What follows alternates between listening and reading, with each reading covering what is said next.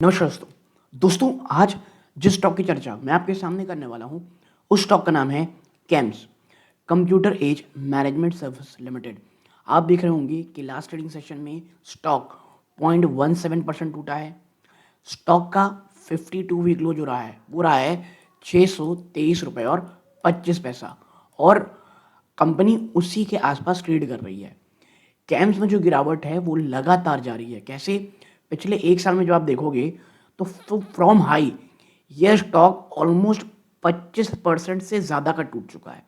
अब कैम्स के साथ मैंने जैसे कहा है कई स्टॉक्स मुझे पसंद तो बहुत आते हैं लेकिन उनकी जो वैल्यूएशन रहती है इतनी डिस्कम्फर्टिंग रहती है।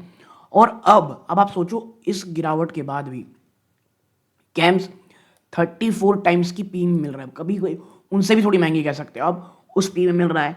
और जब ये इतने ऊपर रहा होगा अपने 52 वीक हाई के आसपास तो उसकी जो वैल्यूएशन रही होगी वो बहुत ज़्यादा हाई रही होगी। और जब ओवरऑल मार्केट गिरता है पूरा का पूरा बाजार टूटता है तो होता क्या है, इस प्रकार के एक्सपेंसिव जो आप कह सकते हो स्टॉक्स होते हैं उसमें गिरावट अन्य के मुकाबले कहीं ज़्यादा होती है।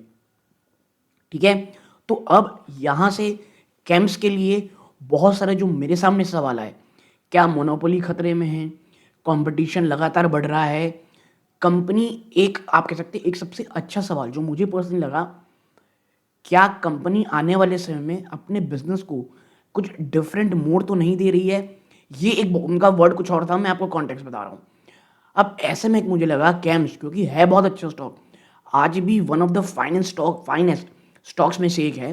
लेकिन क्या ये जो गिरावट है क्या कोई फंडामेंटल डिटोरेशन हो रहा है या कंपनी एक दोराहे पे खड़ी है जहां वो एक नेक्स्ट सेट ऑफ बिजनेस को धीरे धीरे बढ़ा रही है।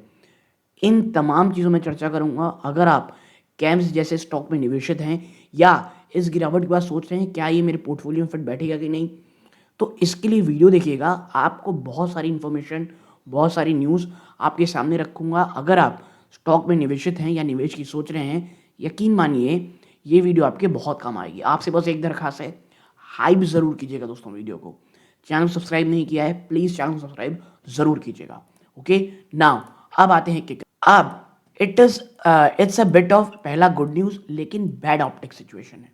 देखो कई लोग क्या है ये कहते हैं कि क्या 80% टूटा था, नहीं भाई, वो आप कह सकते हो जो स्प्लिट हुआ है स्टॉक स्प्लिट आप देखें, जो मेन रीज़न है आप 52 वीक लो को 640 के आसपास देख रहे हो, 1:5 का स्टॉक स्प्लिट हुआ था जो अभी अभी हुआ था। ठीक है, स्टॉक पहले ट्रेड कर रहा था 3800 से 4000 के आसपास before the split. After the split क्या हुआ, प्राइस टेक्निकली फॉल हुआ 800 रुपये के आसपास, तो वहां से स्टॉक ऑलमोस्ट नीचे जा चुका है। और हमने देखा कि गिरावट 80% की नहीं है क्योंकि वाकई में मैंने ये लाइन इसलिए ऐड की, कई लोगों को 80% क्रैश लग रहा था, नहीं यही ऑलमोस्ट 30% 38% के आसपास की गिरावट थी। लेकिन स्टॉक स्प्लिट के बाद भी अंडर परफॉर्मेंस है। क्यों है? तो सबसे पहली चीज आप देखें, वैल्यूएशन रियलिटी चेक। देखो कैम्स ट्रेड कर रहा था एक बहुत ज्यादा प्रीमियम पी में 40 टाइम्स के भी ऊपर, और मार्केट अब इसे ना कहीं डी रेटिंग कर रहा है, री रेट नहीं डी रेट, क्योंकि जो Q3 का प्रॉफिट था वो एक ग्रोथ थी एसेंशियली फ्लैट थी, सिर्फ 0.4% का जंप ईयर ऑन ईयर। और जब आप एक्सट्रीमली एक्सपेंसिव वैल्यूएशन में ट्रेड करते हो भाई साहब, होता क्या है, आप आपकी जो ग्रोथ थी वो फ्लैट रही, वैल्यूएशन आपकी एक्सपेंसिव है, फिर बाजार में गिरावट है निफ्टी में, और जो चीज़ आपकी डायरेक्ट इस बिजनेस करती है, ओवरऑल मार्केट में जो बहुत ज़्यादा एक डर का माहौल है, ये भी एक नेगेटिव फैक्टर था। ये तमाम चीज़ें मिल करके क्या किया, एक बहुत ज़्यादा प्रेशर, एक बहुत ज़्यादा गिरावट। फिर मार्जिन स्क्वीज, इनकी जो ऑपरेटिंग मार्जिन थी भाई साहब वो स्लिप हो गई, जहां 46.7%, जी हाँ 46.7%, वो घट करके मात्र 45.8 रहा। अब कईयों को लगेगा यार ये तो बहुत छोटा था, लेकिन आप देखें for a toll booth business like camps, investor ना प्रॉफिटेबिलिटी में डेंट देखते साथ ही उन्हें बहुत ज़्यादा आप ये कह सकते हो बुरा लगता है। बुरा लगेगा भी क्योंकि भैया हम एक एक्सपेंसिव वैल्यूएशन भी तो पे कर रहे हैं इसके लिए। फिर एफआईआईस की सेलिंग, जो रीसेंट डिस्क्लोजर हुआ ना वो ये दिखाता है कि कुछ बड़े बड़े फॉरेन इंस्टीट्यूशन वो अपना स्टेक इसमें घटा रहे हैं। अब हो क्या रहा होगा, वो मनी रोटेट कर रहे होंगे एक चीपर सेक्टर की ओर as India's broader market face volatility. देखो मैं हमेशा कहता हूँ जैसे ही वॉलेटिलिटी, फियर, अनसर्टेनिटी आएगा, एफआईआईज अपना पैसा उठा करके डिफेंस की तरफ, डिफेंसिव सेक्टर की तरफ लेके जाएंगे या बाहर भी ले जा सकते हैं। ठीक है, वही कैम्स के साथ हो रहा है। अब दूसरा सवाल है, क्या जो मिडिल ईस्ट की वॉर है ये तमाम चीजों को यार बुरा कर रही है क्या? तो देखो, हम ये बात कहेंगे कि it's making the mood worse, लेकिन वो बिजनेस के लिए नहीं है। देखो, जो रिसेंट गिरा एक्सप्लोजन हुआ वेस्ट एशिया में, क्रूड ऑयल भाई साहब 82 छोड़िए, अभी जब मैं देख रहा था $105 के आसपास था, उसने ना एक have caused a risk of sentiment in India. जब निफ्टी ड्रॉप हुआ 900 पॉइंट्स इन अ डे, और ये रिसेंटली हुआ था, तो जो हाई बीटा स्टॉक्स थे, क्योंकि कैम्स का बीटा लगभग 1.47 टाइम्स है, ठीक है, हाई बीटा जो स्टॉक्स हैं उनमें गिरावट या मार और ज्यादा पड़ी। अब बैड क्या है, जो जियोपॉलिटिकल सिचुएशन है वो रिटेल इन्वेस्टर को कहीं ना कहीं नर्वस कर रही है। जो एसआईपी रजिस्ट्रेशन है वो स्लो हुई है। ठीक है, और मैं इसीलिए कह रहा हूं, भले ही मिडिल ईस्ट का कई जगह आप ये जो वॉर चल रही है वो भारतीय बाजार या कई भारतीय सेक्टर के डायरेक्ट रिलेशन में ना हो, बट इनडायरेक्ट कहीं ना कहीं मार पड़ रही है। इसीलिए नई एसआईपी रजिस्ट्रेशन कम होती दिखाई देगी, या आप देखेंगे पैनिक रिडेम्पशन, लगातार पैसा निकलना शुरू हो जाएगा फ्रॉम म्यूचुअल फंड। अब सिंस जो कैम्स है वो पैसे कमाता है ट्रांजैक्शन वॉल्यूम से, याद रखिएगा, अगर आप पैसे निकाल भी रहे होंगे तो भी आप पैसा कैम्स को दे रहे होंगे, एयूएम। और जो मार्केट रैश है ना, ये टेक्निकली रेवेन्यू के लिए बहुत बुरा होता है। फिर कुछ अच्छी चीज भी है, तो देखो, कैम्स एक प्योरली डोमेस्टिक बिजनेस है, कोई इनकी फैक्ट्री नहीं, ना ईरान से सप्लाई आना है, ना इसराइल से, ना ईरान में इनकी फैक्ट्री, ना इसराइल सप्लाई चेन आना है, माफ कीजिएगा। लेकिन वो एक डिजिटल टूल बूथ है इंडिया की सेविंग का। ठीक है, अरे भाई, आप म्यूचुअल फंड लगातार खरीद रहे हो तो उसमें जो सेव हो रहा है वो कहीं ना कहीं ट्रांजैक्शन के थ्रू हो रहा है, तो अब उसी में तो कहीं ना कहीं डिजिटल लॉकर है आपका। और अगर आप ये मानते हो कि इंडिया का जो स्ट्रक्चरल ग्रोथ स्टोरी है वो इंटैक्ट है, तो कैम्स तो भाई साहब इसेंशियली है एक वॉलेटिलिटी प्रूफ इंफ्रास्ट्रक्चर प्ले है, जो currently being sold off for the wrong reason, जिसमें गिरावट इनडायरेक्ट रीजंस के कारण हो रही है। और थोड़ा बहुत अगर स्लो डाउन भी आता है तो कम से कम वो जो वैल्यूएशन का एक फ्रॉड था, जो वैल्यूएशन का इशू था, वो कहीं ना कहीं ज़्यादा दिखाई देगा।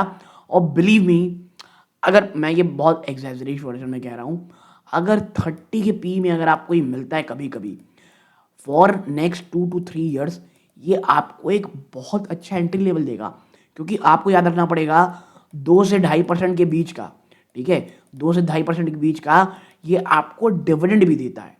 ठीक है, और मैं इसलिए आपको हर एक चीज यहाँ पे चर्चा कर रहा हूँ। फिर क्या कोई रीसेंट न्यूज़ है, तो देखो, पिछले कुछ हफ्तों में कुछ बड़े सिग्निफिकेंट मूव्स हुए हैं जो भले ही हेडलाइंस नहीं बनाए। पहला, KRA एक्विजिशन, कैम्स ने अभी अभी कंप्लीट किया है एक्विजिशन ऑफ जो NSE की डेटाज केवाईसी रजिस्ट्रेशन एजेंसी है KRA बिजनेस को।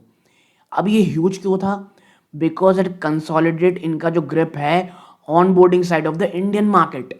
ठीक है, फिर गिफ्ट सिटी एक्सपेंशन, उन्होंने अभी अभी एक बहुत बड़ी नई फैसिलिटी गिफ्ट सिटी ओपन की है। अच्छा, मतलब क्या है, वो सिर्फ भारत को ही नहीं देख रहे सिर्फ, अब वो अपनी पोजीशन बना रहे हैं इंटरनेशनल फंड एडमिनिस्ट्रेटर में। फिर द बजट बूस्ट, 2026 में यूनियन बजट ने क्या इंक्रीज कर दिया, स्टैंडर्ड डिडक्शन और LTGC tax free limit.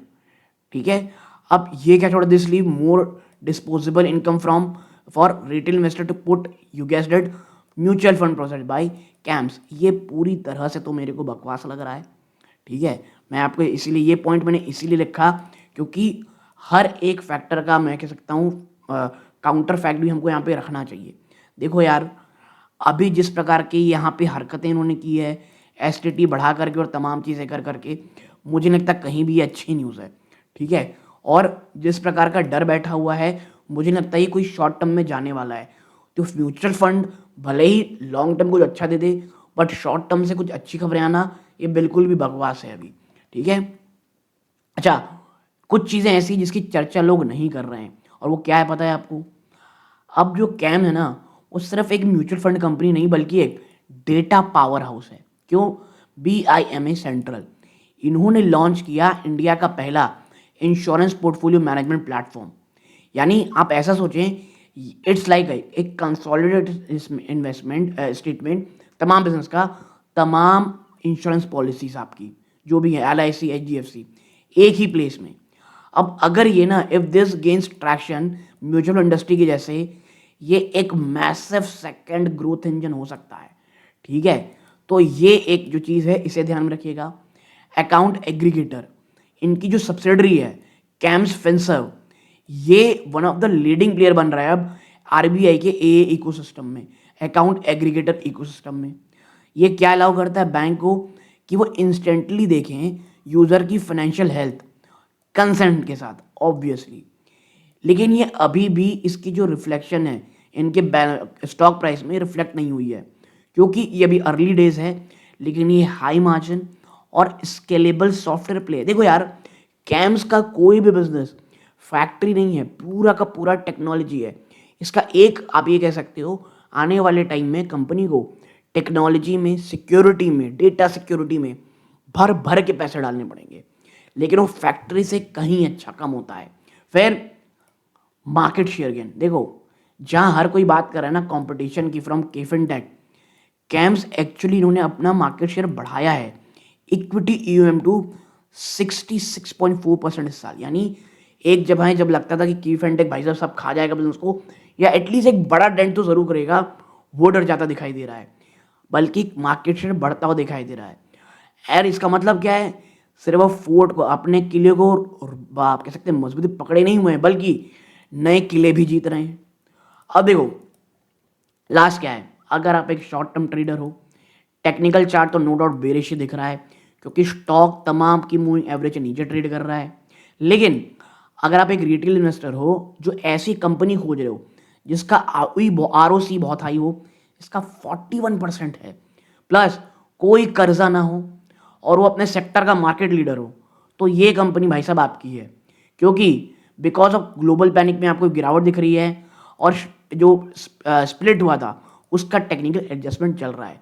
So for a longer term camps is a good stock. हाँ, ये वॉलेटिलिटी, ये डर कब तक बैठेगा ये हमको देखना पड़ेगा। अगर म्यूचुअल फंड डेटा कुछ ऐसा आता है कि SIP नई रजिस्ट्रेशन कम हो रही है, तो आप देखोगे एक बड़ी गिरावट। ठीक है, तो एक एनालिसिस आप लोगों के साथ शेयर करनी थी कैम्स को लेकर के। अगर ये वीडियो अच्छा लगा हो प्लीज़ वीडियो को लाइक कीजिएगा, चैनल को सब्सक्राइब जरूर कीजिएगा। ये वीडियो का अंत है। जय हिंद।